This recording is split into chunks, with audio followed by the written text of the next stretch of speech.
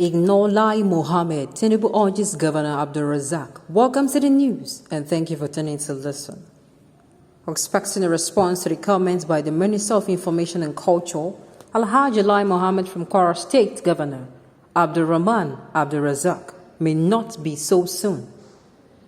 Information gathered from close associates from the corridors of power in Kwara State has revealed that it took a lot of time for the governor to grant the last interview where he exposed the underhand tactics employed by Mohammed to devalue his personality and government. Recall that governor had alluded to Asiwaju Bola Ahmed Tinubu's advice to ignore Lai Mohammed. When he now made this noise and came and insulted me, on 2 occasions I tried to say something, and Asiwaju Bola Tinubu said I should forget this thing. I should not talk and I should forget it, Abdul Razak stated in the interview.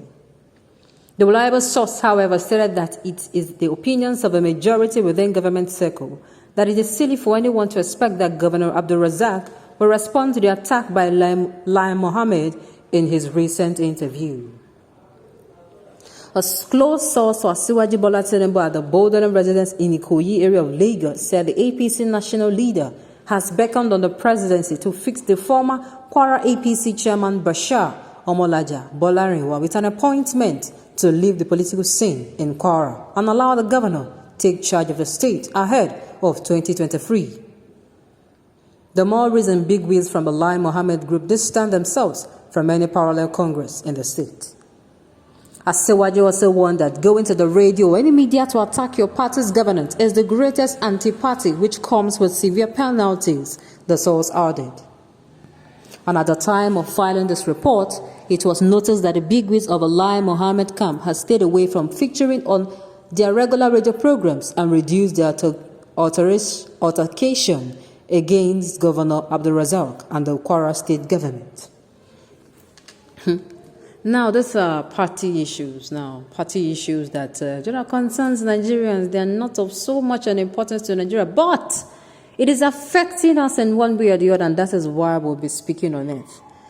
Now, this particular person involved has always come out to always say he is, that he is, the most recent one is that he is reliable than any other foreign media, that whatever he says should be taken above what those people say because he's somebody that should be trusted with information.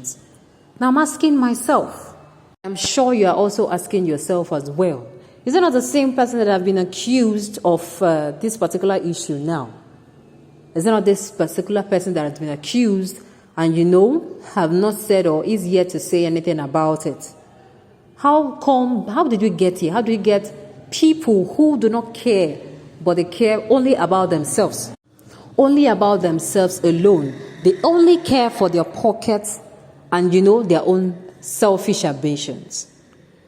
Now, on this particular issue, this issue of Lai Mohammed, he even came out to say that the media is bullying the government. And I'm saying this government that is not in any way democratic. Anybody that stays in Nigeria will agree with me that this government is just hiding under the canopy of we are practicing a democratic system of government. Meanwhile, they are far from being democratic. Instead, they are dictatorial in their doings. They do not consult people, and when the people get back to them, when the people, communicate to them, they ignore. And what they respond by is coercion or violence. That is the truth. That is the truth. Every citizen of Nigeria know that this current administration is not one to criticize. All other governments that have been in power before this current administration, Nigeria has always, the ones that are democratic, the one that was not a military regime, the ones that are not military regime, Nigerians had the freedom of opinion. You say what you want to say, At least that freedom, that fundamental human right, were not taken away from them. So you're coming out now and, you have not, oh my goodness, your character is questionable. That is why I keep asking myself, how do you get to put people of questionable character in the nations, as people who will represent us? It is a total flop. I keep saying this is what happens when favoritism is allowed to play instead of merit. I keep saying again and again, quote me unaware, it is because favoritism and nepotism has been brought or has been employed in allocation of appointments or various positions. That is why we keep having these issues, because they do not see it as they are serving the nation. They are seeing it as they are serving whoever gave them that position. Otherwise, tell me why nepotism and favoritism has made many people who merit to be in various positions, name it governmental and not governmental. Nepotism has snatched this position from them and has caused Nigerians to suffer so much, because if you put people that are such as this in government affairs, this is what you stand to get. No professionalism, them not even wanting criticism if you do not want criticism. Otherwise, can you tell me, can you explain how some certain, statements that are not supposed to be allowed to come to the ears of the public? This particular, people, this group of people, they forget that this particular position they owe or they're occupying are not private-owned positions. Because I do not know what they tell them. I do not know when they are swearing, they swore an oath to a person and not a country. I mean, it is very, very quite alarming that such people will come out, will continue to act as if they are acting on the basis. Why would they say the press is bullying the government, this particular government? If you tell me of other past government that the press is bullying them, I'll say fine. But for this particular government to say the press is bullying them, there is no, in fact, I do not believe. It is not possible.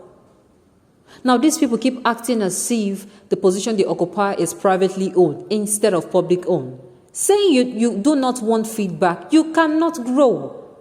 There is no human being on planet Earth, I have even said, even a human being, you are living your life. You're not doing anything now. You are living your life and you're minding your business, you will still be criticized. Not to talk of someone in government. This particular issue, it is unfortunate we're not supposed to be discussing it because we have so many important national issues that are dragging us down.